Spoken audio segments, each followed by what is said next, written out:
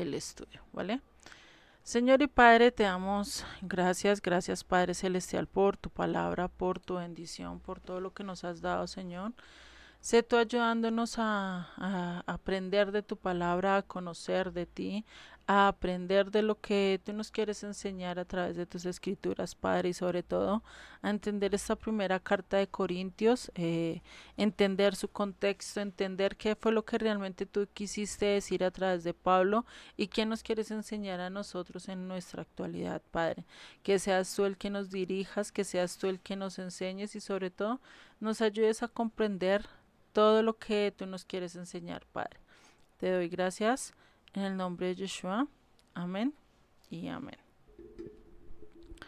Vale, familia. Directamente la carta de 1 Corintios, ¿sí? Teniendo en cuenta que la escribió Pablo, ¿no? Esta es una de las cartas que escribió Pablo y para ello, eso es lo que es el contexto más o menos de la primera carta de Corintio, ¿sí? Y pues algo también que tenemos que tener en cuenta es que no solo era un lugar de opulencia y esto, sino que como bien lo decía el video, era un lugar donde tenía muchas cosas pues para ir en contra de Dios, ¿sí? Y eso era lo que Pablo pues en esta carta escribió, ¿sí? Era en su contexto realmente todo lo que tenía que ver con Corintio, ¿sí? Es que era un lugar muy libertinaje debido a que era como lo vimos ahí, era un, ¿cómo es que se llama eso? Tenía un puerto, ¿sí? Donde venían diferentes gentes de diferentes naciones.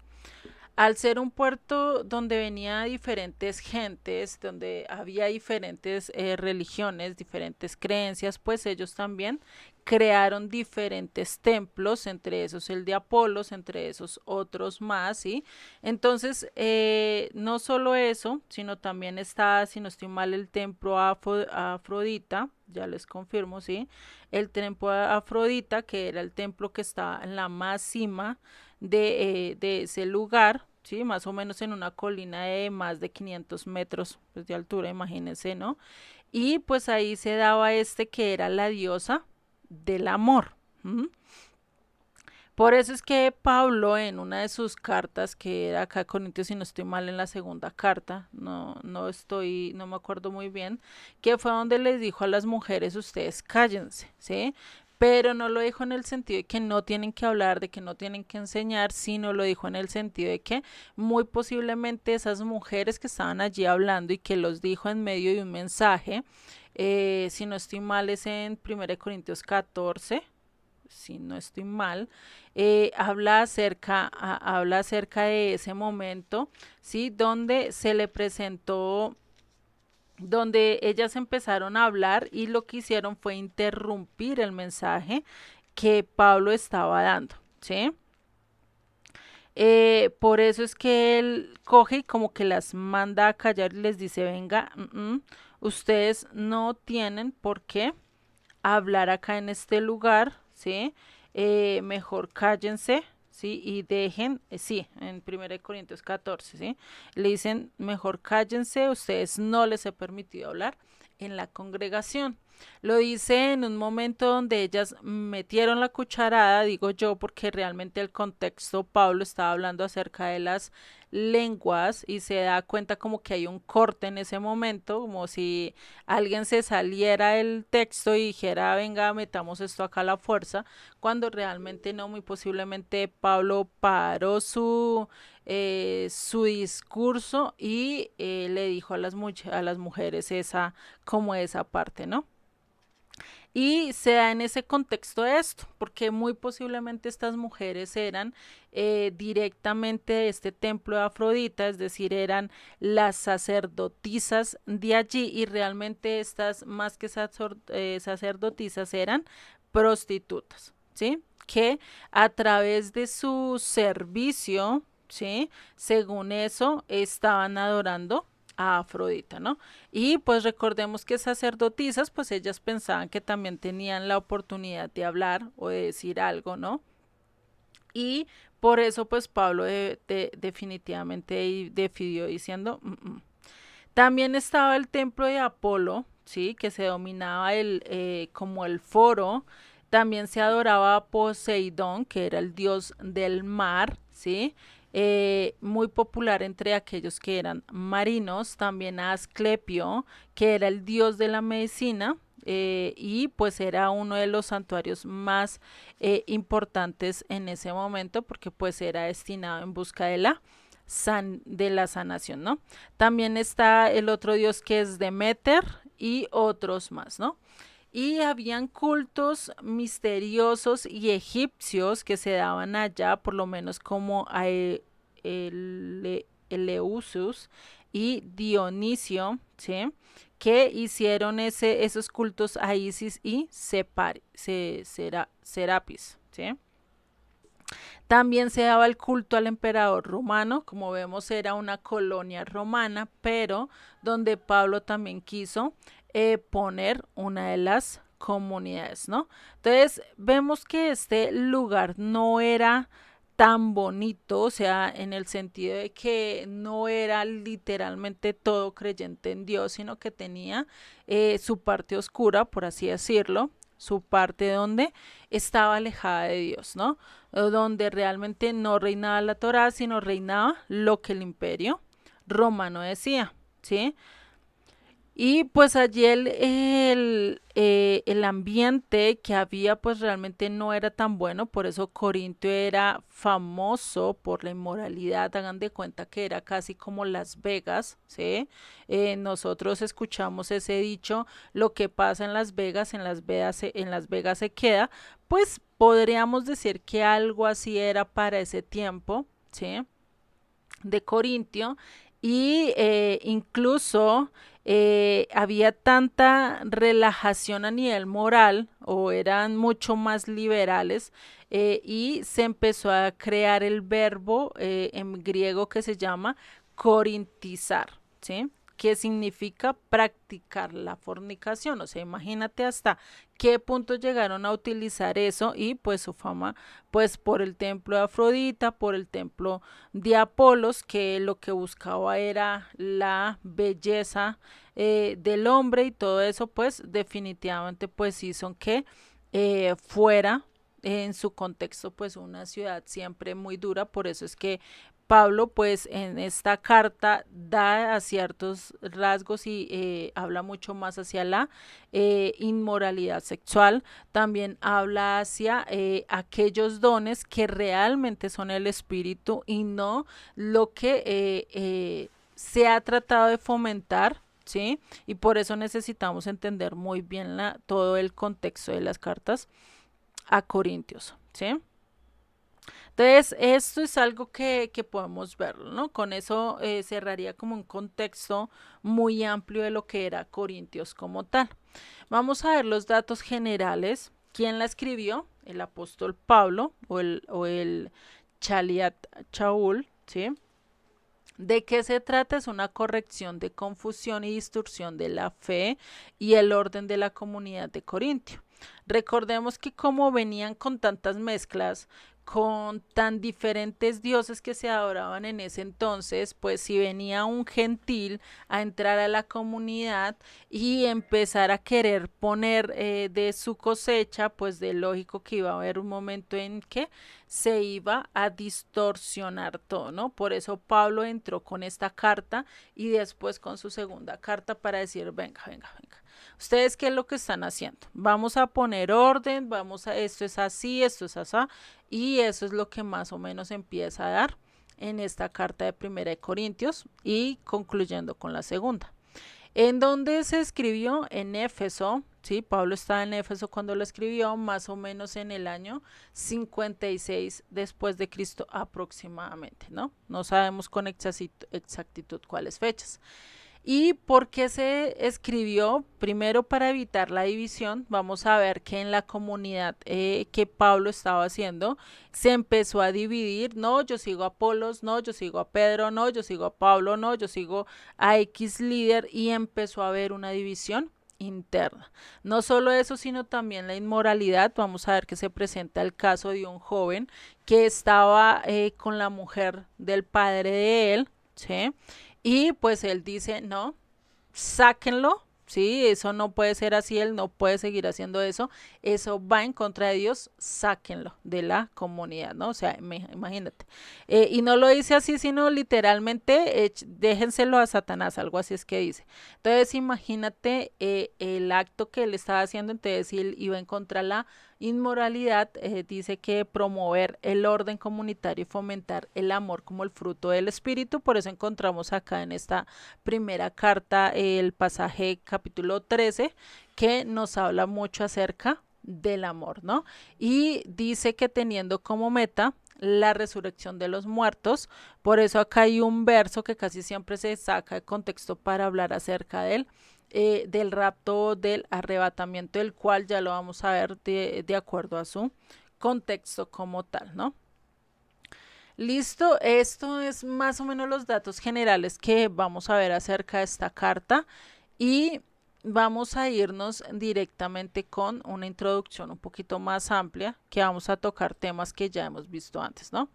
Entonces, esta es la primera carta que Pablo escribe a los corintios debido a que se empieza a mostrar o se empieza a ver esa división, esos actos de inmoralidad sexual que ya les comenté y quería promover los frutos del Espíritu Santo.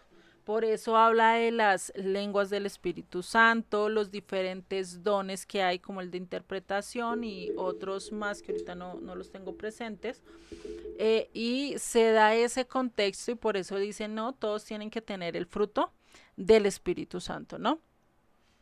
Y fuera de eso, pues teniendo como meta llegar a la resurrección de los muertos. Este es donde vamos a ver que esta carta se puede dividir casi en dos secciones, ¿sí? Uno donde podríamos tratar las aptitudes, ¿sí? Que estaba teniendo la gente acerca de ciertos pecados, no les estaba viendo mal ciertas cosas y otras cosas donde vamos a ver los malos conceptos que debían evitar los mala interpretación que nos lleva a entender otra cosa que Dios ya había estipulado desde el comienzo. ¿Y qué es eso que creo que en los malos conceptos es los que nosotros como creyentes a veces cargamos por creer todo lo que el hombre o la tradición enseña y ahí es cuando nosotros tenemos que mirar si todos los dogmas y todas las tradiciones y todas las enseñanzas que nos dieron realmente van de acuerdo a los 66 libros o realmente está en contra de los 66 libros, ¿no? Y eso creo que lo hemos venido haciendo a lo largo que hemos venido estudiando todos esos 66 libros, nos ha ayudado a abrir un poquito qué es lo que realmente Dios quiere hacer en nuestra vida, ¿no? Entonces, en la primera parte vamos a ver qué es lo que debemos evitar y en la segunda parte qué es lo que debemos promover, ¿sí? Y creo que es muy fácil porque lo primero es qué me edifica y qué no me ayuda a edificar y eso lo tengo que quitar de mi vida, ¿sí? Lo mismo tengo que empezar a limpiar mi vida de todo aquello que yo esté equivocado y si el fundamento en el que yo según eso estoy fundamentada y está totalmente mal, pues voy a tener que derribar todo y volver a poner las bases correctas, ¿no? Y eso es lo que nosotros hemos dicho. Tengo que olvidar todo lo que aprendí y empezar otra vez de cero, de acuerdo a lo que las escrituras me está diciendo, ¿no? Y eso pues realmente es lo que vamos a ver a lo largo de esta carta de Primera de Corintios.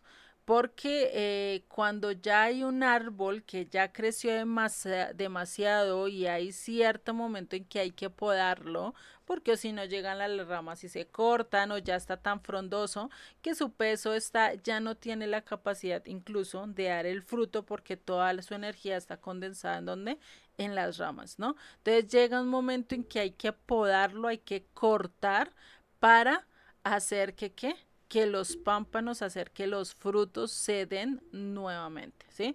Y creo que aquellos que han estudiado jardinería o que han tratado con plantas saben que si una planta tiene el tronco muy seco ya y la seguimos dejando ahí, llega un momento en que se empieza a ir toda la energía para ahí para recuperarlo y se pierde la vitalidad mucho de la planta. Entonces hay que cortar esa parte para hacer que realmente la planta reverdezca. Incluso así se quede una hojita nomás, eso ayuda a que la planta se recupere mucho más rápido. ¿Sí? Y es lo mismo que nosotros debemos de hacer, tenemos que revisar todos los dogmas, todos los hilitos de esos dogmas que tenemos o de esas interpretaciones o de esas enseñanzas que nos han dado y revisar si realmente son cruciales, son importantes o si no, le estoy gastando energía a lo que no es. ¿Sí? Y por eso pues la importancia de ir cortando y ir despejando nuestras vidas hasta el punto de quedar limpios con el fundamento verdadero que está en las escrituras, ¿vale? Entonces, como vimos el bosquejo, lo vamos a dividir en 16 secciones, pero teniendo en cuenta que lo vamos a dividir en esas dos secciones. Entonces, las dos primeras secciones, ¿sí? Va a ser para qué cosas debo evitar y las dos últimas secciones va a ser para cosas que debo promover. Acá creo que me equivoqué. Entonces, en la primera sección vamos a ver que tengo que evitar que las divisiones. En la segunda sección vamos a ver que tengo que evitar que la inmoralidad, ¿sí? Y las cosas que debo promover o que sí puedo poner en mi vida la encontramos en la sección 3, que son los dones del espíritu y que es el estar pensando enfatizados en la resurrección de los muertos, ¿sí? Son cosas que nosotros debemos de tener presentes. Déjenme en un segundo, lo corrijo de una vez, si no después se me pasa acá. Entonces, si vemos la importancia de nosotros tener ciertos aspectos de qué yo debo promover y qué debo evitar, ¿no? Listo, ese es como el aspecto que necesitamos tener mucho más en cuenta, ¿no? Entonces, en estos tres aspectos. Cuando hablamos de la resurrección de los muertos, ¿sí? Vamos a ver que en el judaísmo hay 13 principios de fe, por así decirlo, los cuales varios apuntan realmente a lo que nosotros esperamos y hay otros que no tanto, ¿sí? Pero que es bueno nosotros saberlos para conocer también qué es lo que creen nuestros hermanos en la fe, ¿sí? El principio que ellos dicen y el primero que ellos hablan acerca de esos 13 principios es que Dios es el creador y el responsable de todo lo que sucede. Eso creo que lo hemos venido viendo y es totalmente cierto, ¿no? Dios es uno, no son dos, no son tres, no son cuatro, es uno solo. Dios es incorpóreo, realmente no, porque lo que ellos dicen es que Dios no puede o no se puede hacer hombre, ¿sí? Pero nosotros sabemos que para Dios no hay imposibles y si Yeshua es el verbo, es la palabra hecha carne, es el mismo Dios, ¿no? Porque Dios cómo se va a separar de sus palabras, Dios cómo se va a separar de su aliento es casi imposible, ¿no? Entonces, esto decir que Dios bueno, Dios es incorpóreo, es decir, que no tiene cuerpo, es verdad, pero pues también sabemos que Él se puede manifestar de diferentes maneras, ¿cierto? Dios es atemporal, es decir, que no tiene tiempo, no es como nosotros que nos regimos por el tiempo de 24 horas, de meses, de años, no, Él no se mide por el tiempo, ¿sí? Él es atemporal. Y solamente debemos adorar a un Dios, ese es otro principio muy bueno que tiene el judaísmo. toda la profecía es verdadera, la que está en las escrituras, recordemos, no a que cualquier profeta se levante y diga cualquier cosa, no, es lo que dice las escrituras y más ya que ya todo está escrito, ¿no? La profecía de Moisés es la principal y es verdadera. Este es algo que a muchos de nosotros la llegamos a entender ya después de un tiempo. Creo que acá, todos los que estamos acá ya lo hemos llegado a entender, que la ley de Moisés, la ley dada a Moisés realmente todavía está vigente, es verdadera porque son palabras de Dios, ¿no? Entonces tenemos que seguirla y obedecerla, ¿no? La octava, que la instrucción ya está completa, ya está todo dicho, es eterna, ¿no? La instrucción es eterna. Y existe la divina, bueno, esta es la divina providencia, pues es lo que Dios nos da a través de su salvación, a través de lo que hizo a través de Yeshua, ¿no? Y en el número 11 dice que Dios da recompensa y castigo, solo vemos a lo largo de las escrituras como lo ha hecho con el pueblo de Israel, que les da la recompensa si hacen, si obedecen, pero también hay castigo, también hay disciplina, ¿sí? Están haciendo lo contrario, igual que un padre lo haría con su hijo, ¿no? En el 12º lugar, el Mesías ha de llegar. Nosotros ya sabemos que ya vino, solo estamos esperando su regreso. Ellos todavía lo están, ¿qué? Esperando, ¿no? Pero nosotros ya lo vimos venir. Y fuera de eso, ellos tienen que Dios ha de resucitar a los muertos. Ellos también tienen ese 13º principio de que Dios va a resucitar a los muertos, y esto, si vemos las palabras de Pablo, no iba en contra de los principios que el pueblo judío tenía o el pueblo de Judá, sino que antes confirmaban, pero a medida de las escrituras, y lo aterrizaba mucho más, ¿no? Que eso es lo que vamos a ir viendo a través de este estudio, ¿sí? Y todo esto, ¿quién lo dijo? Maimónides. Maimónides fue el que creó estos principios, esos 13 principios acerca de la fe del judaísmo, ¿sí? Y recordemos que esta parte que Dios no puede ser incorpóreo, es decir, que Dios no puede tomar forma humana, eso es encasillarlo, ¿sí? Eso es decir, realmente lo pongo en estas 4 paredes y de ahí no me va a salir. No podemos conocer la profundidad de Dios, pero sí podemos conocer que Jesucristo fue el mismo Dios o tuvo parte de realeza, no sabemos cómo explicarlo o cómo darlo a entender debido a la profundidad de lo que es y que se nos sale de nuestro propio entendimiento, ¿no?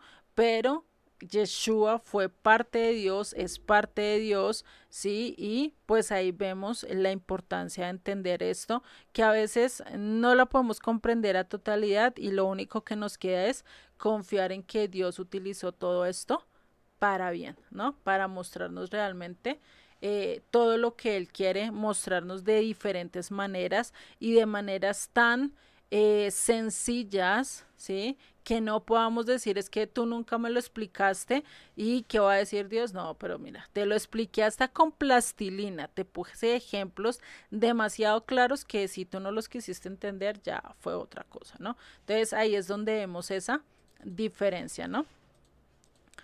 Segundo que se me atrasó todo. ¿Listo?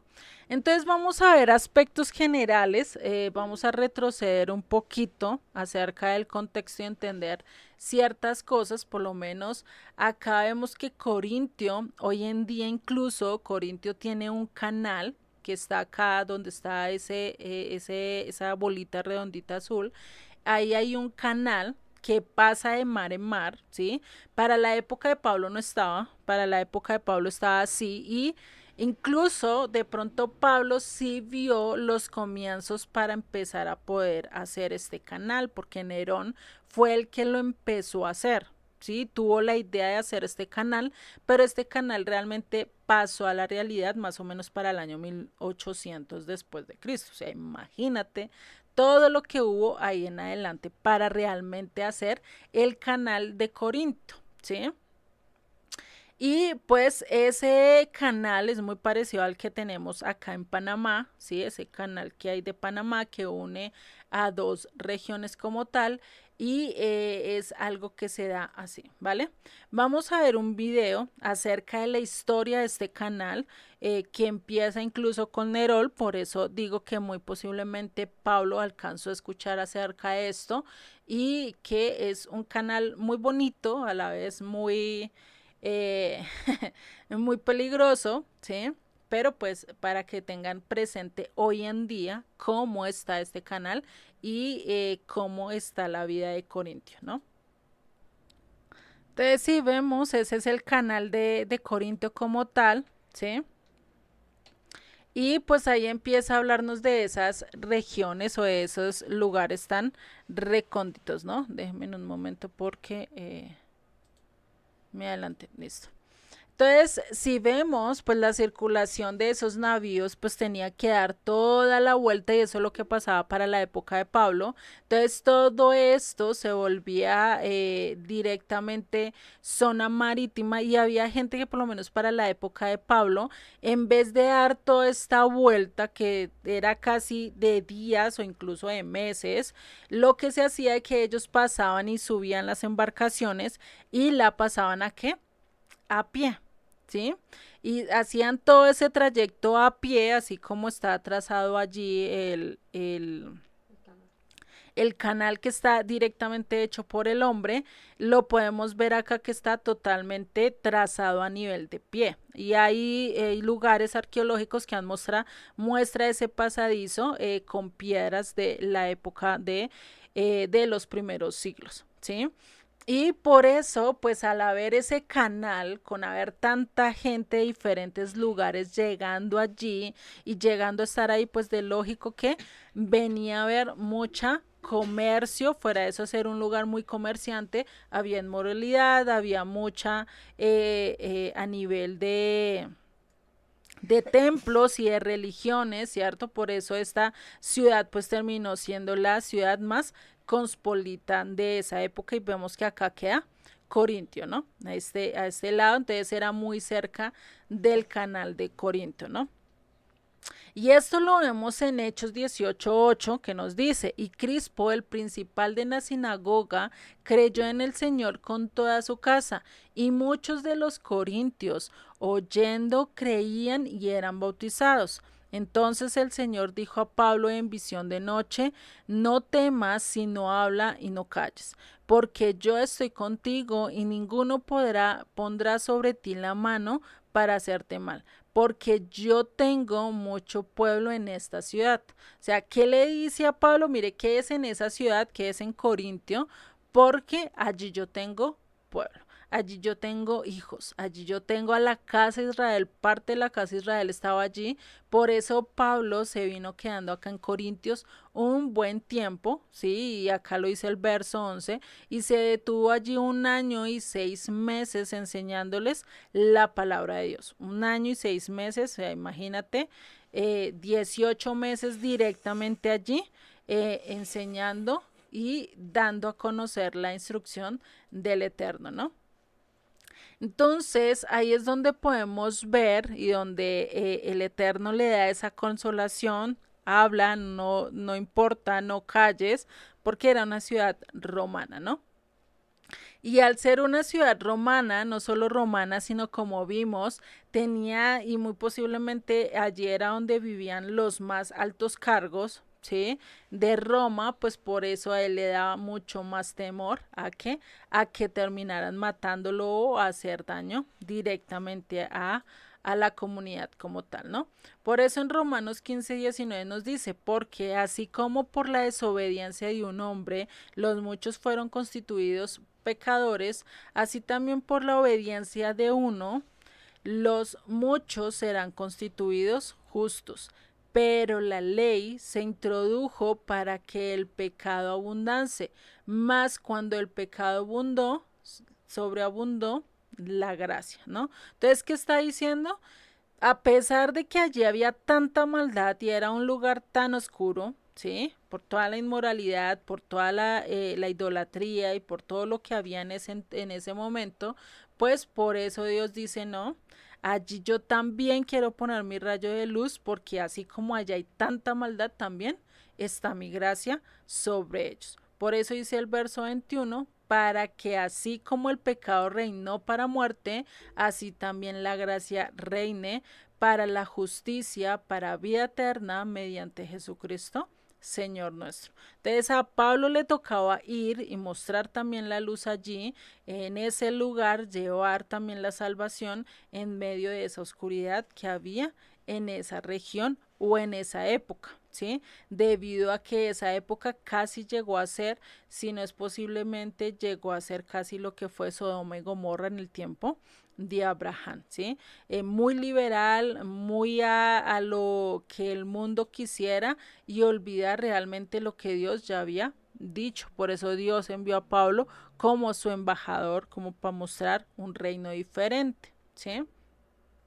Y Pablo al mirar y al escuchar, porque muy posiblemente él no se dio cuenta de todo esto, le llegó una carta donde le dijeron, miren, la comunidad está pasando esto, tenemos estas dudas, te está pasando esto, pues es ahí donde él envía una carta respondiendo acerca de esos casos que había de inmoralidad, acerca de preguntas como el divorcio y los dones espirituales y fuera de eso también el poner un orden en la comunidad, que eso es lo que habla el capítulo 14 de Primera de Corintios, habla acerca del orden que debe tener la comunidad. Por eso pues también le pone como un tate quieto a estas mujeres que muy posiblemente eran del templo de Afrodita, y fuera de eso pues a enseñar acerca de la resurrección de los muertos como la esperanza que debemos de tener aquellos que seguimos a Cristo, ¿sí? Entonces, recordemos que Corintio está en la mitad del Istmo, ¿sí? Era la que estaba más situada en la parte alta, ¿sí? Tenía un sitio, tenía todo un tráfico, tanto marítimo como ya les dije, a nivel de tierra, pues por ahí pasaban a nivel de tierra también los marinos llevando sus embarcaciones, ¿sí? Y pues era una ciudad, incluso es la ciudad más antigua, y debido a ello, pues empiezan a haber ciertas cosas, ¿no? A lo largo de allí. Esta ciudad fue prosperada, era ciudad de comerciantes, allí vivía la mayoría, no solo para la mayoría de Grecia, sino para toda la parte del Mediterráneo, incluyendo el norte de África, Italia y Asia Menor. Era influyente, imagínense lo influyente que era esta ciudad para esa época, ¿no? Y por eso pues empezó a promoverse el hacer ese canal, que fue el primer emperador Nerón, fue el primer que lo puso y empezó a excavar, pero no lo terminó, no pudo terminarlo, ¿sí? También por eso se empiezan a hacer los juegos del Istmo, que lo vimos en el video introductorio, uno de los juegos deportivos muy parecido a lo que hoy en día tenemos como los Juegos Olímpicos, ¿sí? ¿Y ellos dónde se llevaban a cabo? Curiosamente en Corintio, ¿no? Y eso pues también hacía que llegara muchas más personas, mucho más tráfico. Imagínense si hoy en día los Juegos Olímpicos es de naciones y cuánta gente no viaja solo para ver los Juegos Olímpicos, pues imagínate, para esa época era mucho más aclamado, ¿sí? Y era mucho más conocido por los altos cargos o gente de buenas posiciones, ¿sí? Entonces por eso Corintio se volvió pues también no solo en la más corrupta, sino en la más turística y fuera de eso en el desenfreno total a nivel moral y espiritual, ¿no? Debido también a que había mucha idolatría. Entonces Pablo empieza a citar algunos pecados, a hablar y a decir, mira, esto está mal, esto no debe ser caracterizado por la comunidad de creyentes, le empieza a decir a todos aquellos que empezaron a seguir realmente a Dios y a decir, nosotros somos hijos de Dios, nosotros queremos obedecer a Dios, pues ahí es donde empezó Pablo a decir, venga, acá tenemos que acomodar esto, tenemos que mirar realmente qué es lo que ustedes están queriendo hacer y qué es lo que realmente Dios está mandando en su palabra, ¿sí? Y por eso en 1 Corintios 6:9 vamos a ver que pasa algo y dice, ¿no sabéis que los injustos no heredarán el reino de Dios? Los injustos, los corruptos, ¿sí? Y dice, no erréis, ni los fornicarios, ni los idólatras, ni los adulterios, ni los afeminados, ni los que se echan con varones, ni los ladrones, ni los ávaros, ni los borrachos, ni los maldicientes, ni los estafadores heredarán el reino de Dios. Muy posiblemente todas estas características que vemos acá la encontrábamos allí en Corintio debido a toda esa maldad, debido a toda esa liberación a nivel moral que había y que hoy en día la estamos viendo en cada uno de nuestros países, ¿sí? Y empieza a decir, venga, eso no es así. Por eso él empieza a refutarles, empieza a exhortarles, a convencerlos que eso que estaban haciendo era totalmente contrario a lo que Dios había pedido y pues trágicamente eso era algo que se encontraba, ¿no? Y uno de esos pecados pues era el incesto, lo que yo les estaba diciendo, que había cierto joven, eso lo vemos en 1 Corintios 5:1, que dice, de cierto se oye que hay entre vosotros fornicación, y tal fornicación cual ni aún se nombra entre los gentiles, tanto que alguno tiene la mujer de su padre. O sea, imagínate hasta el punto que llega a oídos a Pablo de decir hay un hombre, hay un joven que está con la mujer de su padre y aún así está en medio de la congregación, ¿sí? O sea, imagínate tanto que llega a eso y pues acá Pablo realmente es muy estricto en ese aspecto, algo que hoy en día sí ha perdido en la mayoría de comunidades cristianas, no puedo decir en todas porque no estoy en todas, pero sí en algunas se ha empezado a dejar muy liberal. Ay, pobrecito, es que está tocando alabanza, pero se metió con una y con otra, no dejémoslo, pobrecito, que un día él entenderá, un día él aprenderá. Eso no es así, hay que bajarlo directamente, hay que hacer un trabajo con ellos y si él realmente no quiere cambiar eso, pues ¿qué se tiene que hacer? Sacarlo literalmente de la comunidad y eso Pablo bien que lo enseñó acá en esta carta de Corintio, ¿no? El tener un orden, el tener realmente una disciplina estricta también ayuda a entender que hay cosas que no podemos hacer, ¿no? Y eso creo que lo entendimos en casa o en el colegio, donde si hacíamos ciertas cosas nos expulsaban o nos sacaban porque ese ya era el límite rojo, ¿no? De la institución. Si eso pasa incluso en las empresas, donde si tú robas o negocias con datos importantes de la empresa, ¿no? Imagínate, vas y vendes un proyecto importante que era para la empresa de ganar millones de pesos o por lo menos tener para pagar a los empleados y tú vas y se lo vendes a la competencia, ¿qué pasa? Eso te puede llevar a la cárcel, eso te puede llevar a cometer errores. ¿Y qué hace la empresa? Pues no te va a dejar ahí adentro para decirle, ay papito, sí, yo sé que se equivocó, pero ya con este error usted va a aprender. ¿Será que eso le van a decir en la empresa?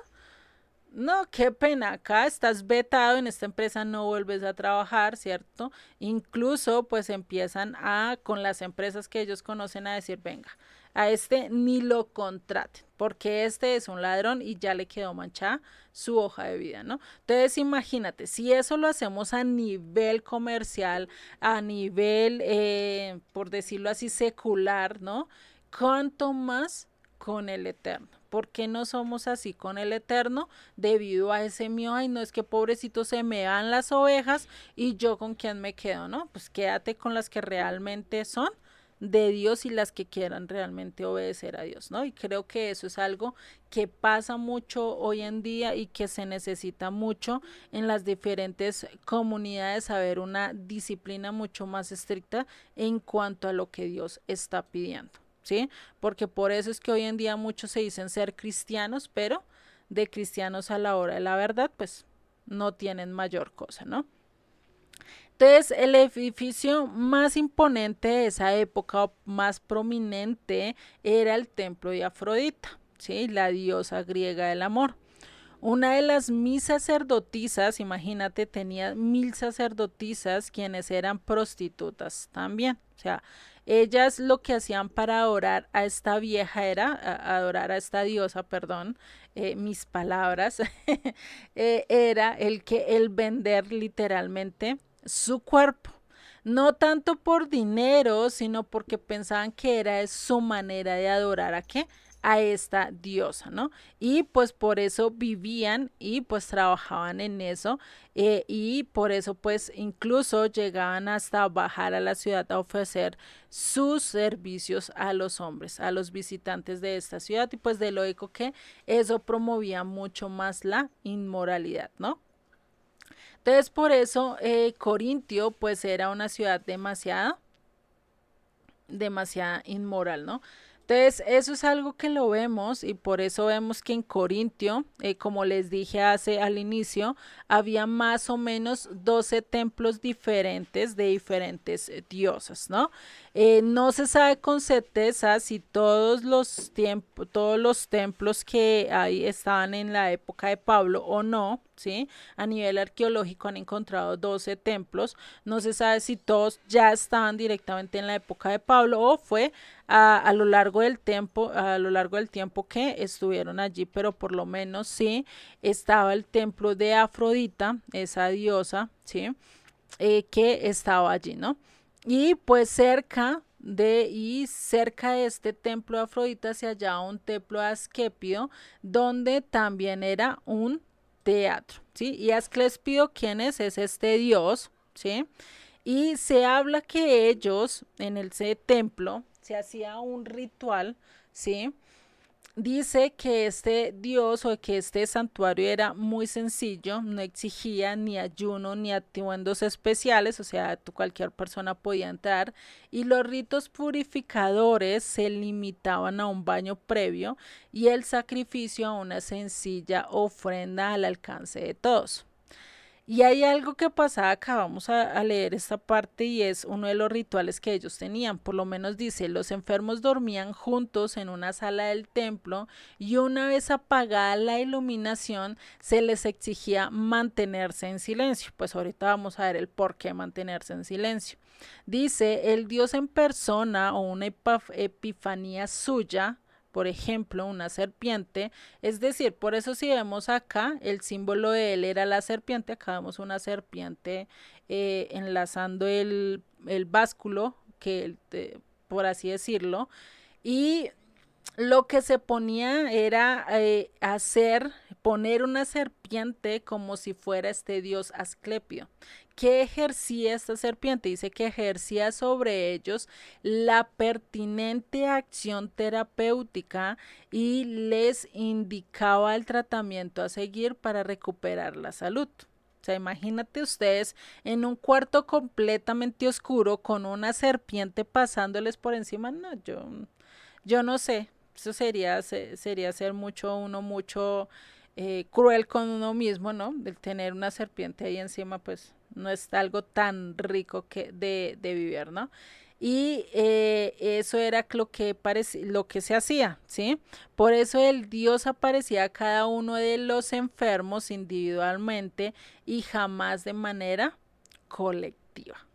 Y eso vemos que es totalmente la diferencia de Dios. Dios cómo se presenta ante nuestras vidas, sí de manera individual, pero siempre nos está hablando de manera colectiva, ¿no?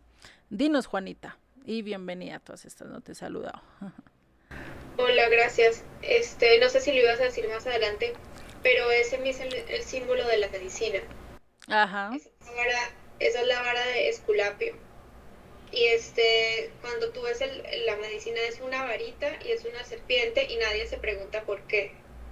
Pero es una alusión al dios griego como de la sanación, que es Esculapio, que es como una transliteración de ese mismo nombre que tú mencionaste ahí, que es, ¿cómo es? Asclepo, no me Asclépido, acuerdo.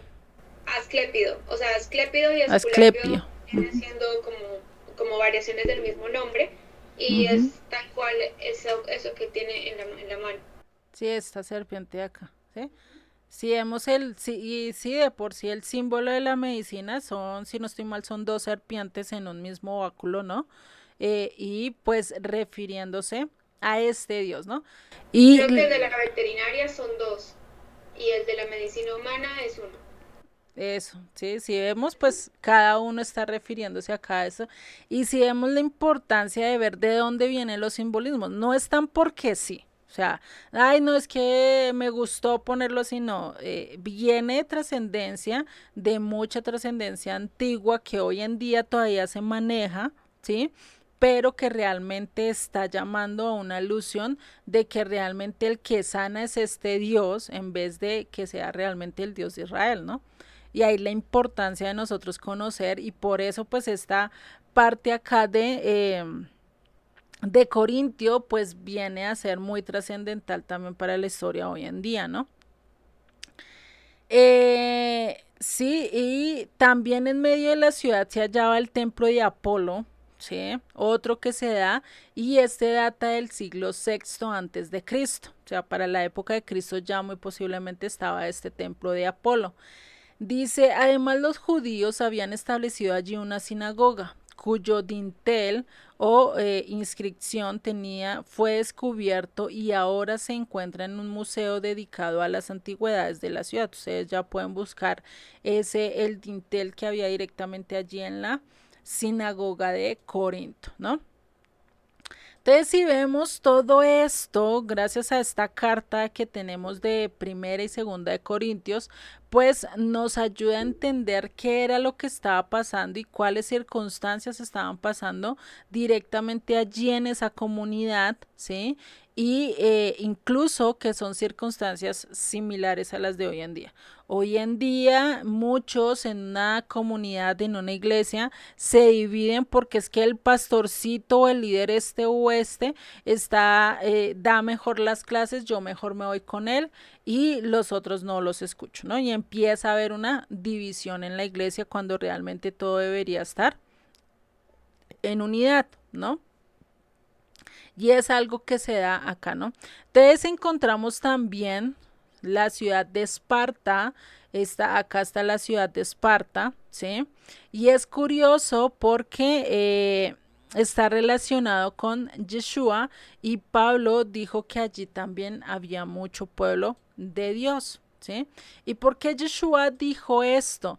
Debido a que esta región de Turquía, ¿sí? Esto es parte de la región de Turquía, a estas regiones fueron parte de los israelitas y vamos a ver que hay algo muy importante, o sea, todo esto es Turquía y muchos de los que estaban acá en Turquía se fueron hacia esa parte de Grecia. Todo esto de lo azul es Grecia y lo rojo es Turquía, ¿listo? Para que lo tengamos presente a nivel eh, de... Eh, de mapa, ¿sí? No vayamos a perder. Entonces, si vemos, acá está todo lo que es esta parte Turquía y toda esta parte ya es Grecia, ¿no?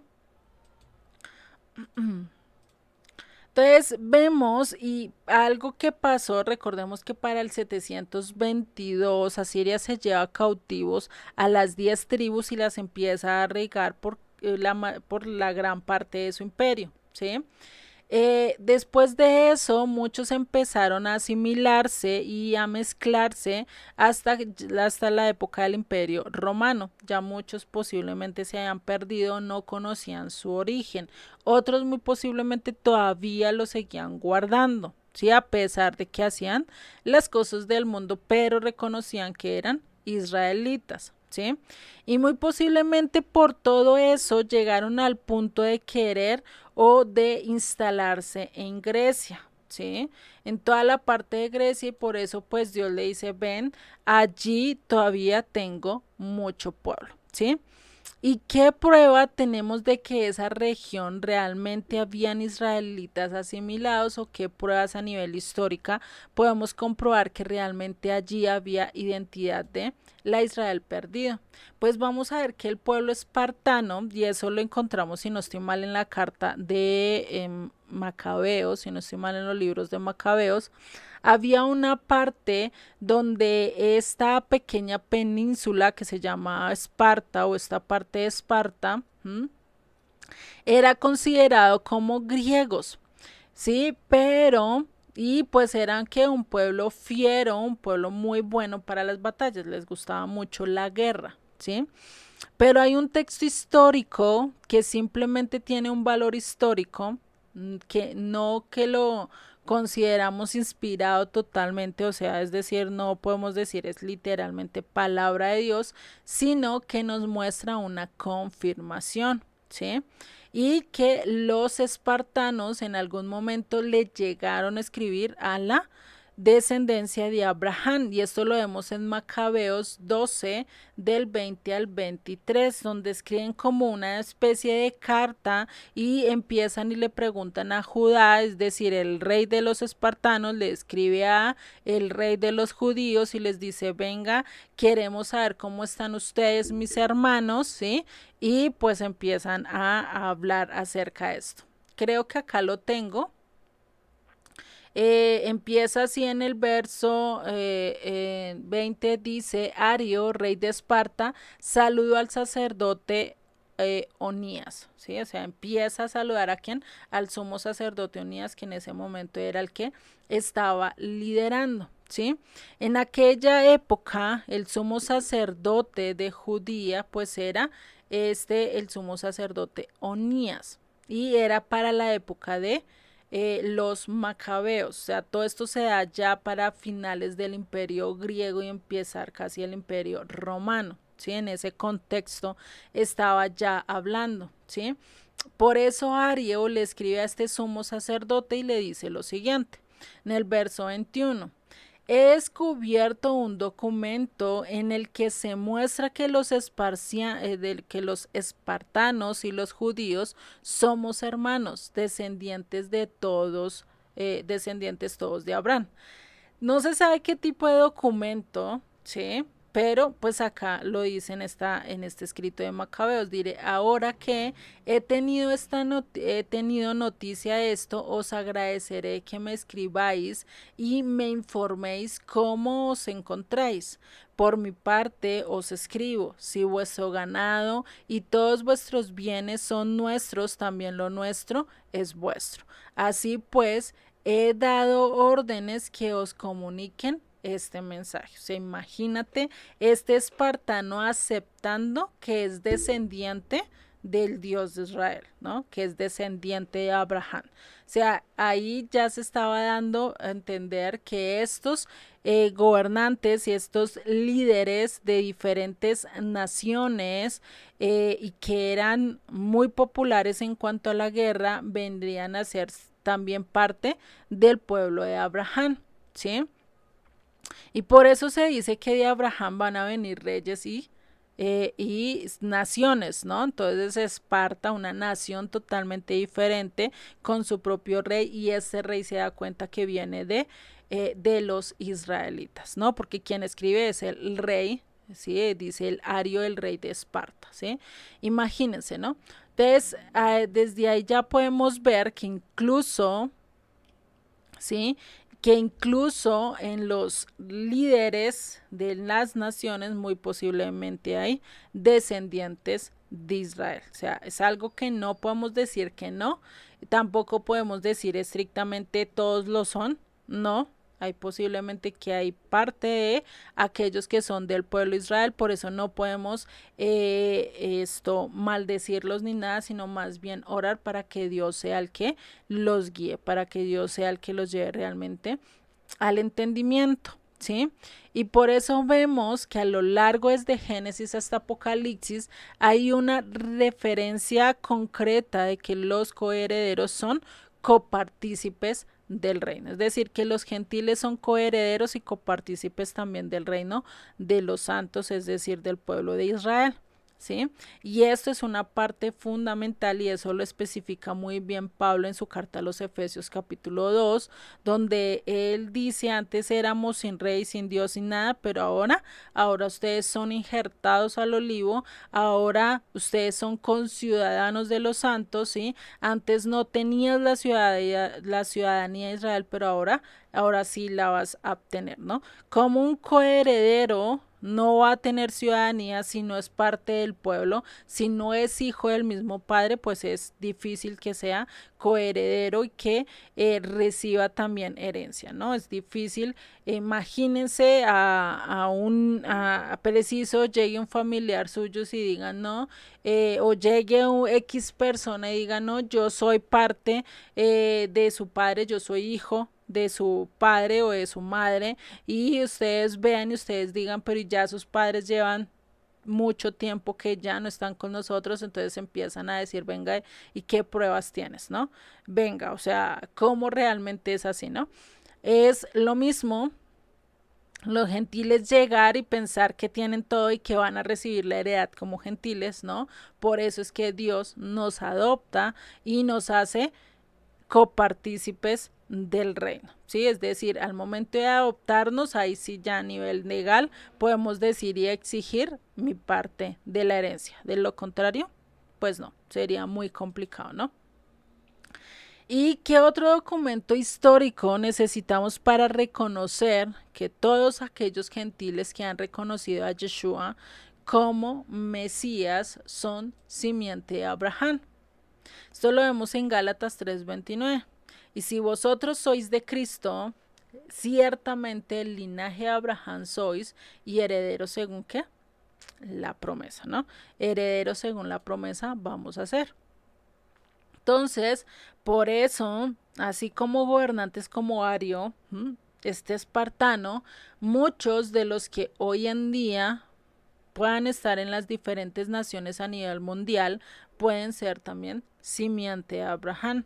Por eso nosotros tenemos que orar más bien por las autoridades, ponerle en Dios las autoridades y que Dios sea el que hable y el que revele realmente si está o no está allí, ¿no?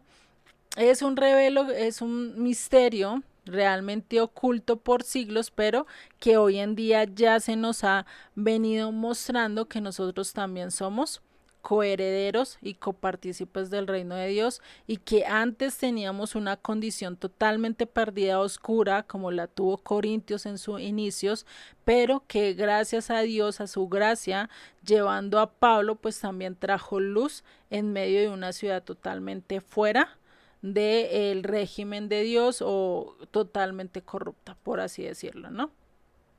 Entonces vamos a iniciar con la primera sección, ¿sí? Y vamos a ver lo que debemos evitar. Primero, vamos a tener que evitar ¿qué? Las divisiones, y eso lo encontramos desde los capítulos 1 al 4 de Primera de Corintios, ¿sí? Y vamos a entrar con el verso 10 de 1 Corintios 1, que nos dice, os ruego pues, hermanos, por el nombre de nuestro Señor Jesucristo, que habléis todos una misma cosa, y que no haya entre vosotros divisiones, sino que estéis perfectamente unidos en una misma mente y en un mismo parecer.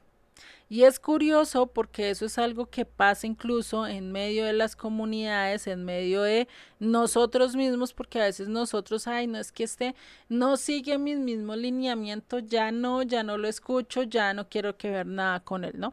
En vez de unirnos, puede que haya ciertas interpretaciones que no estemos de acuerdo, pero seguimos siendo hijos de Dios, ¿no? Y eso pasa entre hermanos, ¿no? Acá los que tienen hermanos saben que uno puede pelearse con el hermano, uno puede tener desacuerdos o pensamientos totalmente diferentes, pero aún así siguen siendo ¿qué? Nuestros hermanos. Por más que peleemos, por más que digamos esto no va a ser así, llega un momento que tarde o temprano uno de los dos va a tener que doblegar su parecer y decir, venga, a pesar de esas diferentes seguimos siendo hermanos, tenemos que seguir hablando, ¿no? Si se llega realmente a un acuerdo, ¿no? Entonces por eso Pablo acá empieza a decir, venga, dejen de estar en divisiones por liderazgo, ¿sí? Empiecen a unirse, empiece a ser una misma mente, tener un mismo parecer, un mismo pensamiento en cuanto a las cosas de ellos, ¿sí? Y dejen todo aquello que los está distrayendo o los está dividiendo. ¿sí? Por eso Pablo, pues unos empiezan a decir, venga, no, yo sigo a Pablo, no otros yo sigo el liderazgo de Apolos, no otros yo sigo a Pedro, no otros yo sigo a X o Y persona que se va levantando porque enseñe mejor, porque les parece más bonito su mensaje, porque da mejores ejemplos, porque esto o lo otro, no, sino realmente porque dice mejor no haya divisiones, ¿sí? Todos estamos enseñando lo mismo, todos tenemos el mismo sentir que es buscar de Dios, ¿no? Puede que una persona explique mejor que la otra, pero Dios está utilizando a esas diferentes personas en algo, ¿sí? Y hay que entender, el ministerio de todos no es igual. Yo no enseño igual que Rafa, Rafa no enseña igual que yo, igual los diferentes líderes que se han levantado a lo largo incluso de acá que hemos escuchado acá literalmente en los estudios o que escuchamos afuera como Katy, como Iván Martínez, como otros muchos que ustedes puedan escuchar, ¿sí? Eh, Podemos decir, no es que este enseña mejor, no es que este tiene mejor investigación, no es que este no sé qué. Todos estamos con el mismo sentir de qué, de conocer al Eterno, de aprender más de Él, de instruirnos en su palabra y no solo en eso, sino en traer a esas ovejas que estaban perdidas y enseñarles realmente en qué se debe fundamentar su fe, ¿sí? Si ustedes ven y se empiezan a estar dividiendo y no, yo prefiero estar con Katy, eso los demás no, eso no sé qué, están desacreditando el labor de Dios porque Dios puede utilizar a muchos instrumentos y Él no habla solo a través de uno, Él habla a todo un pueblo y sus palabras siempre van a ser iguales, ¿no? Entonces, eso de traer división, no. Podemos escuchar a muchos, sí, pero siempre teniendo el filtro de las escrituras, que todo lo que diga vaya en conforme a lo que Dios estipuló en su palabra. Y sigue en el verso 11. Porque he sido informado acerca de vosotros, hermanos míos, por los de Chloe, que hay entre vosotros contiendas.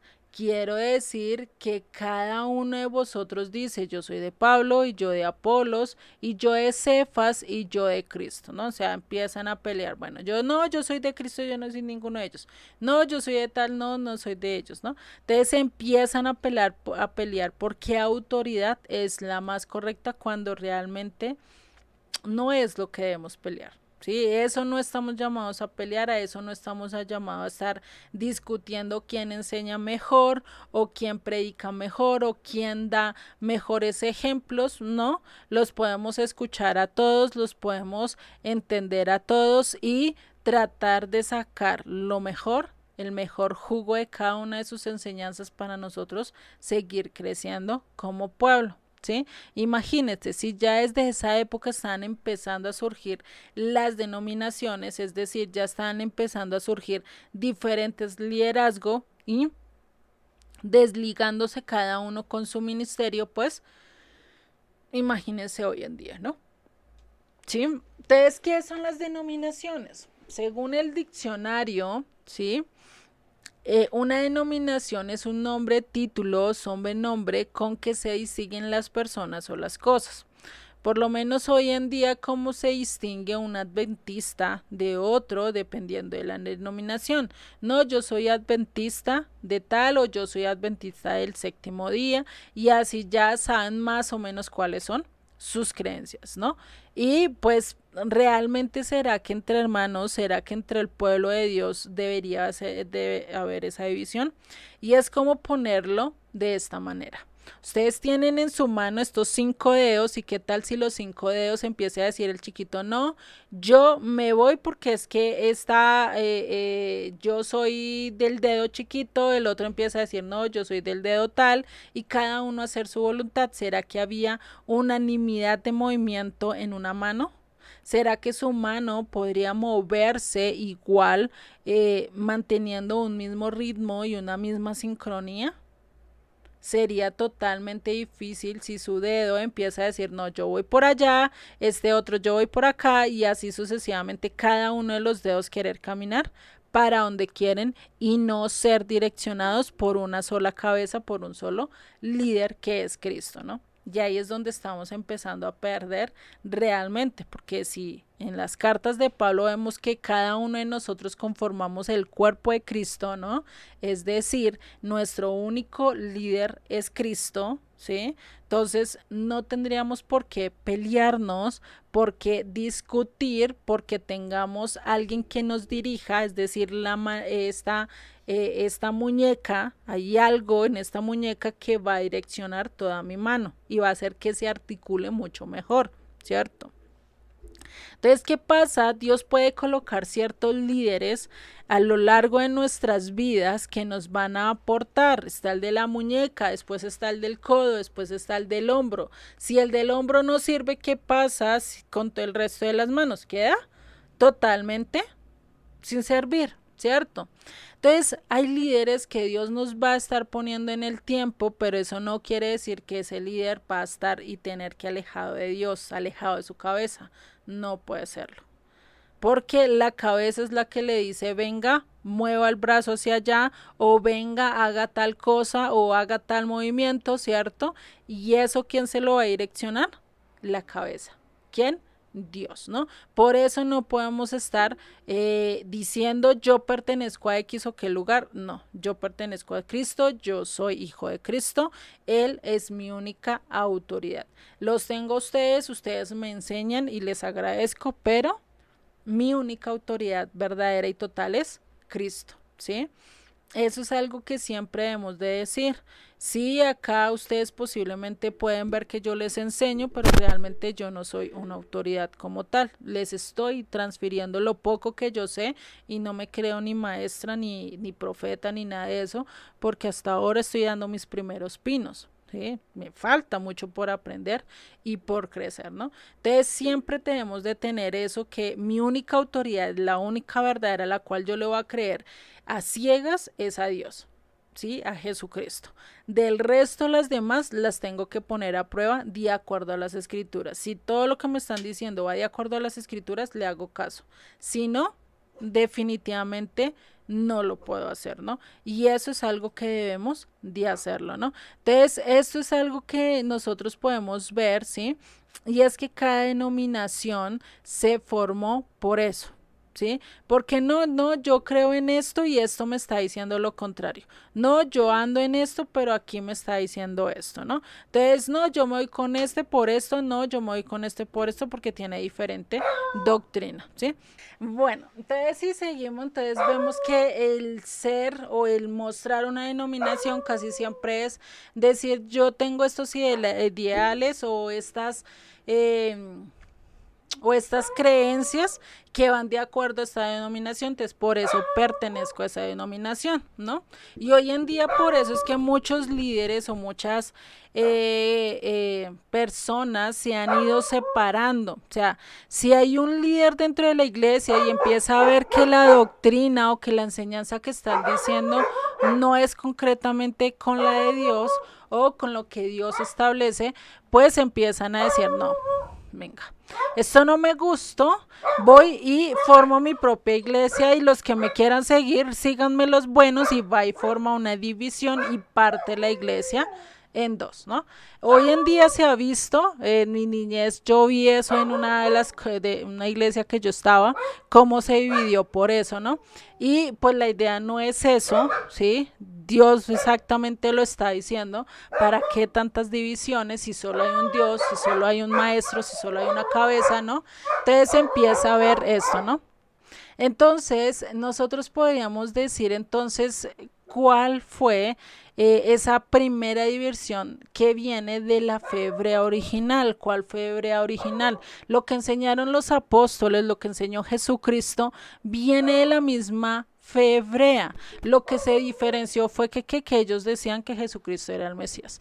Del resto, su doctrina, su teología venía siendo igual, por eso se hizo como otra división y por eso ellos se le empezaron a llamar la secta del camino, o lo que hoy en día ya decimos que el cristianismo, pero eso se lo dijeron fue directamente los gentiles, los nombraron así, no fue que ellos se autonombraran cristianos, ¿no? Eso es algo que tenemos que entender. Y por eso pues empieza a ver la secta del camino, o lo que se llaman los Notzrim, ¿sí? Así les llama el judaísmo a nosotros, nos dicen los Notzrim, ¿sí? Y, ¿pero qué? Pero seguían siendo parte del pueblo judío, seguían celebrando las festividades, seguían cumpliendo la ley, la Torá, seguían viviendo tal cual como un judío, pero la única diferencia es que ellos ya creían que el Mesías había llegado, que había muerto por ellos, que había resucitado y que estaban esperando otra vez que él volviera a venir a, con todo su poder y autoridad, pues a poner su reino, ¿no?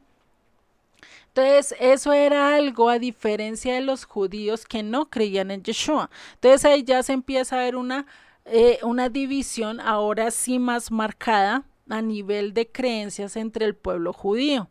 Pero en la comunidad de Yeshua, dentro de la secta del camino, el empezarse a dividir por seguir o X o Y, líder, pues no era lo correcto, no era lo bueno, ¿sí? Por eso desde ese momento Pablo empieza a decir, venga, no podemos estar divididos, no podemos estar así, ¿cierto? Y eso pues empezó a traer diferentes divisiones. ¿Sí? Imagínate, si para la época de Pablo se empezaron a dar divisiones, se empezaron a, por pensamientos totalmente contrarios, empezar a dar divisiones, pues imagínate por qué se dio la división del catolicismo. Y sabemos que no solo fue un evento al azar o porque una persona dijo ahora no, ahora yo pertenezco a esta línea, ya quiero crear un nuevo pensamiento, no, fue a lo largo de la historia y que a nivel de historia Dios permitió que hubiera una ruptura, que hubiera una división, ¿sí? No solo para guardar, sino para preservar la fe también, que hoy en día ya estamos estudiando mucho más, ¿no? Entonces recordar que una denominación es parecido a una pequeña nación. Voy a hacer una nación aparte, ya con ustedes no quiero, voy a hacer mi nación aparte, ¿no? Y en vez de eso, en vez de edificar naciones diferentes, necesitamos edificarnos todo en lo que dice la Biblia, en lo que dice las escrituras, no lo que digo yo, no lo que dice el hombre, sino lo que realmente dice las escrituras, ¿no? Entonces, ¿a cuál nación es de que habla totalmente la Biblia? ¿Cuál es el pueblo protagonista a lo largo de todas las Biblias, de toda la Biblia y de dónde surge la fe hebrea? ¿Quién es el primero en ser seleccionado para tener y transmitir la fe hebrea? ¿Sí? Todas estas preguntas no las tenemos que hacer. ¿Cuál fue la nación? Israel. ¿Cuál fue el protagonista y cuál fue el pueblo que fue escogido en todas las escrituras? Israel. ¿Quién y en dónde surge la fe hebrea con Abraham, que después de ahí viene Israel? Entonces nosotros no podemos apartarnos de Israel si realmente queremos adorar al Dios de Israel, al Dios hebreo, pues necesitamos volver a las escrituras, volver a conocer eso y en vez de estar buscando en qué me diferencio de otro, más bien buscar si esa diferencia es verdaderamente bíblica o es totalmente ajena a las escrituras, porque a veces nos alejamos por temas que no son tan importantes y empezamos a hacer división cuando realmente necesitaríamos estar completamente en unidad, ¿no? Volvemos al punto, ¿qué tal dos hermanos peleando porque no le gustó, a uno le gustó una sopa de una y a otro le gustó la sopa de otro y peleando y se dejan de hablar solo por un simple plato de sopa, ¿no? Hasta ese punto no podemos llegar, hay diferencias, a uno le puede gustar una comida, al otro le puede gustar otra comida, eso se sabe, en toda familia ya pasa eso, todo paladar no es igual, pero eso no quiere decir que vamos a dejar de ser hermanos, ¿sí? Muy posiblemente alguien tenga una interpretación de este pasaje, el otro de esta interpretación, pero podemos llegar a un acuerdo de decir, no, bueno, tú vamos a estudiarlo, vamos a mirar mejor, si aún no encontramos cómo concluir esto, pues vamos a seguir el camino, pero no nos vamos a apartar porque somos hermanos, somos hijos del mismo Dios y muy posiblemente hay interpretaciones, por lo menos de la deidad de Jesucristo, si es 100% Dios, si es 100% hombre, si es el mismo Dios, eso es una interpretación que realmente no te desvincula esa la salvación y no vas a perder la salvación por ello. Siempre se los he dicho, es un tema difícil de tratar, pero no es algo a lo que nosotros debamos de decir, por eso me voy a separar, ¿no? Cada uno tiene el pensamiento, cada uno lo va entendiendo a su manera y siempre lo he dicho, llegará el tiempo en que Dios mismo no lo explicará a cabalidad y ahí lo podamos entender. Pero eso no quiere decir que nos vayamos a separar, que eso vaya a hacer que nos distanciemos, ¿no? Y por eso la importancia de cuidarnos, de estar dividiéndonos, de cuidarnos de estar perdidos como tal, ¿no? Entonces, por eso Jesucristo nos dice en Juan 4:22, vosotros adoráis lo que no sabéis, nosotros adoramos lo que sabemos. Porque, ¿qué dice? Porque la salvación viene de los judíos. Jesucristo, ¿quién es? Judeo. Entonces no podemos desligarnos a pesar de que el pueblo judío hoy en día no todos sigan realmente de acuerdo a las escrituras, hay unos que van mucho más de acuerdo a las escrituras, pero pues ellos no tienen la verdad total, ¿no? Entonces sabemos que también son hombres, sabemos que también fallan, también sabemos que también han añadido, por eso necesitamos estudiar las escrituras y conocer cuál es la palabra que nos une, que realmente ellos han entendido y cómo la podemos ver nosotros a través de las escrituras, ¿no? No comer todo lo que el hombre diga o es que el rabí, es que este rabí sí es muy sabio y puede tener mucha elocuencia, pero si esa elocuencia no va enmarcada a lo que dice Dios en sus escrituras, pues definitivamente de nada me sirve y eso puede ser, terminar siendo una filosofía más, ¿no? Entonces por eso tener cuidado yo a quien aprendo, pero saber que a pesar de que él esté enseñando o direccionando su punto de vista en algo totalmente diferente, eso no impide que yo haga la voluntad de Dios y que yo siga andando con él como amigo, como hermano, ¿sí? No va a impedir. ¿Sí? Lo único que va a hacer es que yo quiera investigar más, que yo quiera aprender más para realmente mostrar si eso realmente es bueno o es malo, ¿sí? Y ese es el deber de todo hermano, ¿no? Creo que los que han tenido hermanos saben que como hermanos pues tenemos que cuidar que no se vaya a meter en cosas que no son, ¿no? Entonces, eso es lo que está haciendo y por eso el hacer estas denominaciones o el crear una nueva nación pues empezó a traer diferentes religiones hasta el punto que llegó el catolicismo que desalineó, que dividió completamente la fe hebrea. ¿Sí? Ya de ahí cuando llegó el catolicismo se apartó totalmente de lo que era la fe hebrea y por eso se ha perdido mucho y por eso el regresar otra vez a las sendas antiguas ha sido un poquito más caótico, un poquito más difícil debido incluso a los mismos pensamientos o filosofías con la que venimos creciendo, ¿sí? Porque mi mirada occidental no es la misma del oriental. No sé, los que tienen amigos orientales, es decir, de Japón, de China, de India, de toda esta parte, incluso de las partes de Irán y todas estas partes que son totalmente orientales, ¿sí? Son más de pensamiento oriental, sus costumbres son totalmente diferentes a las de nosotros, entonces podemos ver que la distinción y la diferencia en aptitudes, en pensamientos, en cómo se comportan o cómo nos comportamos definitivamente son totalmente opuestas, ¿sí? Y llegar a vivir como ellos te exige mucho más disciplina que la que nosotros como en Occidente tenemos, ¿sí? Y por eso pues tanta división, pues eso también empezó en el catolicismo, empezó una división que separó consistentemente todo, y ahí es donde nosotros tenemos que empezar a acercarnos realmente a lo que dice Dios y no lo que dice un movimiento o una religión como tal, ¿no? ¿Y qué sucede después de este momento? ¿Qué sucede después de que llega Cristo? ¿Sí? De que empiezan a hacer esto. ¿Qué pasa cuando empieza el catolicismo? Empieza a decir, yo estoy en lugar de Cristo. Eso es lo que dice casi el Papa. Yo soy vicario de Cristo. Se autonombra, ¿no? Y por lo menos a Constantino se autonombra como el dirigente, como el líder de esa gran religión universal que allí empieza, todavía no estaba formada para el tiempo de Constantino, pero se empieza a formar lo que ya hoy en día conocemos como el catolicismo romano, ¿sí?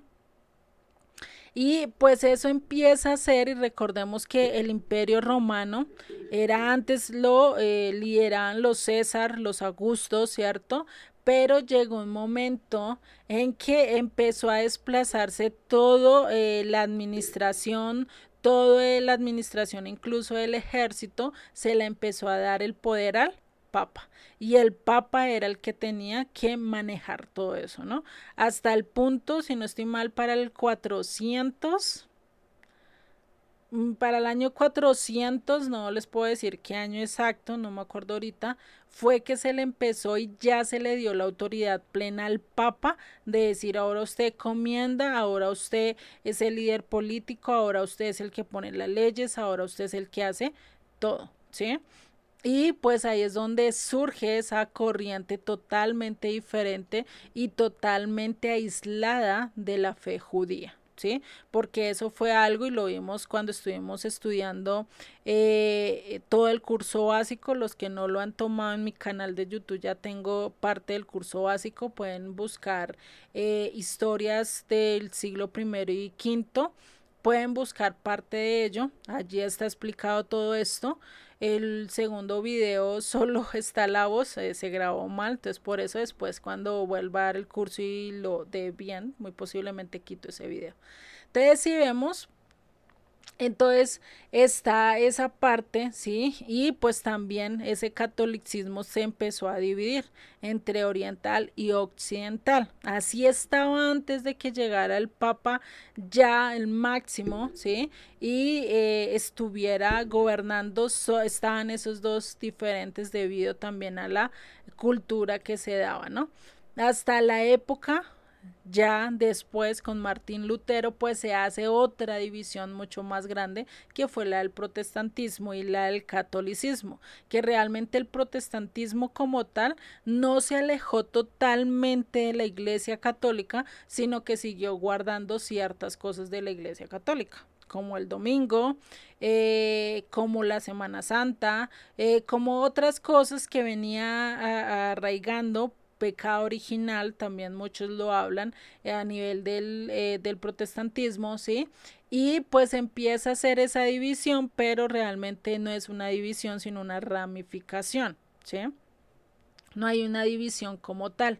Y pues ahí es donde vemos eso, ¿no? Entonces empiezan y de ahí empiezan a surgir denominación tras denominación por diferencias creenciales o porque la doctrina que este dijo a mí no me gusta, yo veo otra interpretación y voy a crear mi propia denominación, ¿no? Y por eso pues empiezan a haber miles de reformadores, miles de creyentes, por lo menos está Juan Calvino, está Erasmo de Rotterdam, está incluso Martín Lutero, están otros que se empezaron a reformar mucho y que muchos por lo menos dicen, no, yo soy calvinista, no, yo soy arriano, y así empiezan incluso a haber divisiones entre el mismo protestantismo, ¿no? Y pues hoy en día, no, yo soy adventista, no, yo soy testigo de Jehová, no, yo soy esto, no, yo soy lo otro, y empezamos a hacer divisiones solo por tener diferentes interpretaciones en algunos aspectos, y empiezan a surgir denominaciones y denominaciones hasta el punto que llegan a haber más de 40 y pico mil denominaciones que hay hoy en día.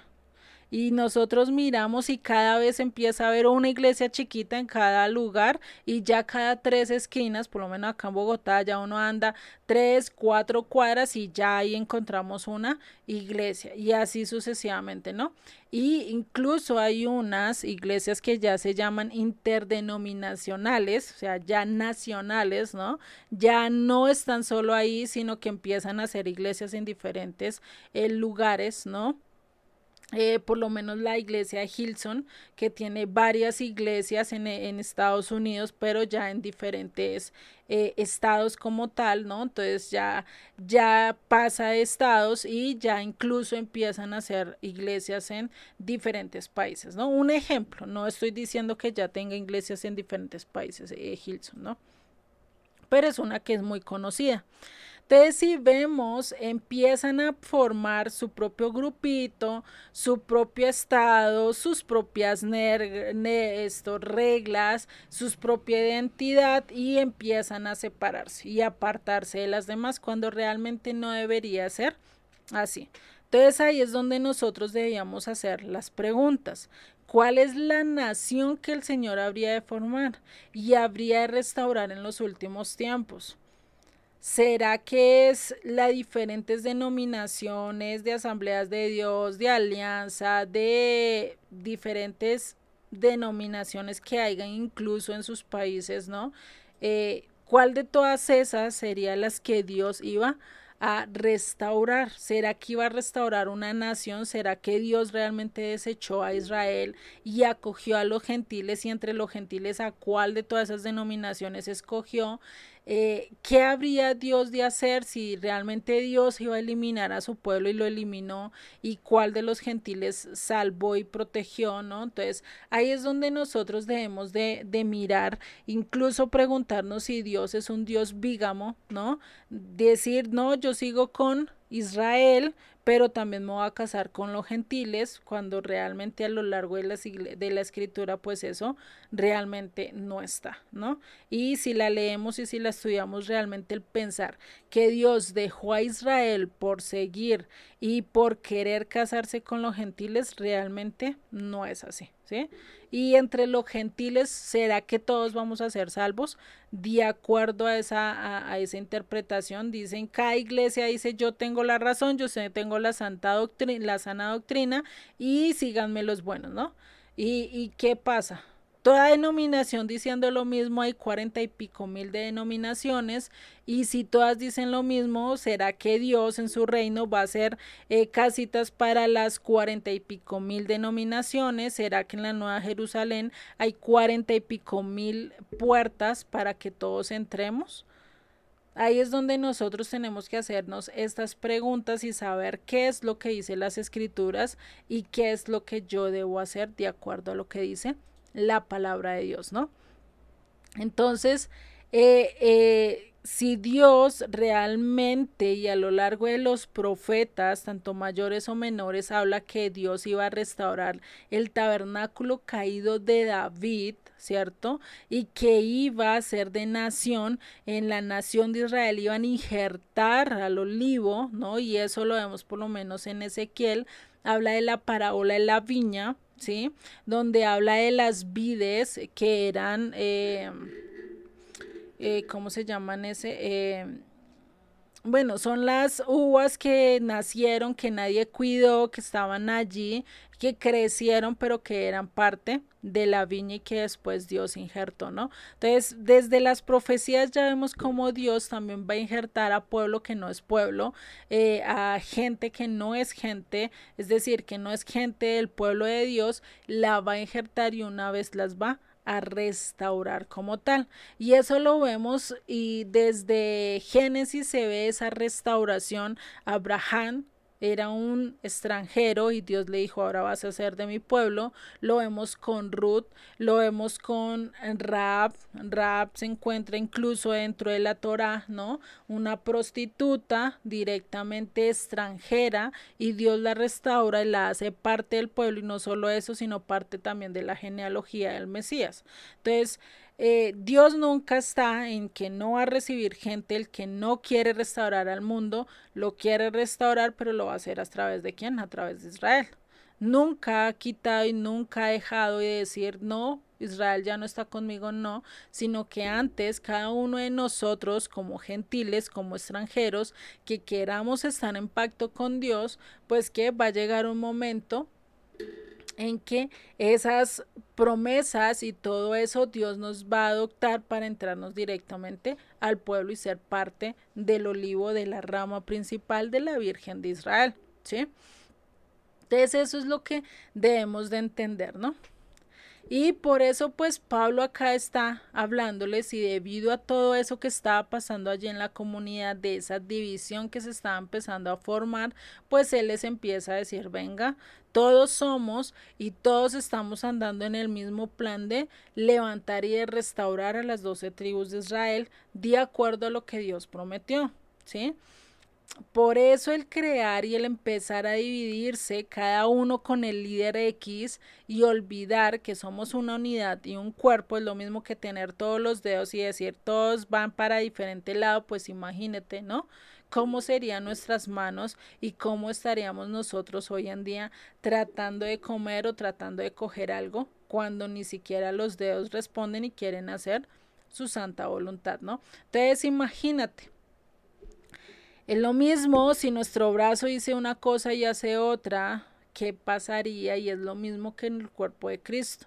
El cuerpo de Cristo no puede estar dividido, no puede ir de un lugar a otro y pensando que yo voy a seguir a este, voy a seguir a este y voy a seguir a otro, pero menos a la cabeza principal que es Jesucristo, ¿no? Y por eso necesitamos reconocer que solo hay un Dios verdadero, que solo hay un Mesías y que solo hay un pueblo al cual debemos de permanecer y pertenecer, ¿no? Que realmente es al de los patriarcas Abraham, Isaac y Jacob, el Dios verdadero, ¿quién es? Israel, el Dios de Israel, ¿no? Y por eso la máxima autoridad y la máxima palabra que nosotros debemos de tener es que lo que el Eterno dijo a través de su palabra, a través de lo que Él nos quiso mostrar, ¿sí? Y eso es algo que nosotros tenemos que tener en cuenta y que nuestro único pastor, nuestra única autoridad totalmente invisible, ¿quién es? Yeshua, ¿cierto? No hay más autoridad. Y con esto nos vamos a quedar hasta el día de hoy y finalizamos con el tema de hoy, teniendo en cuenta que no podemos estar divididos, antes debemos de buscar la unidad, ¿no? A pesar de las diferencias debemos de estar más unidos que nunca, ¿no? Entonces oremos y finalizamos la sección de hoy. Señor y Padre, te damos gracias, gracias por tu palabra, por tu bendición, por las enseñanzas, por lo que tú nos has mostrado el día de hoy, Señor. Ayúdanos a trabajar, ayúdanos a crecer de acuerdo a tu voluntad. Padre, perdónanos si hemos ido andando en cosas que no debemos hacer o dividiéndonos por seguir a X o Y persona. Padre, ayúdanos a volver a ti, ayúdanos a estar encaminados a lo que tú dices, a lo que tú quieres de nosotros, Padre. Te doy gracias por tu palabra, gracias por María Elena, Margarita, Juanita y para todos aquellos que ven el video en diferido, que seas tú el que les hables, que seas tú el que les enseñes, les moldees, Padre. Te doy gracias en el nombre de Yeshua. Amén y amén.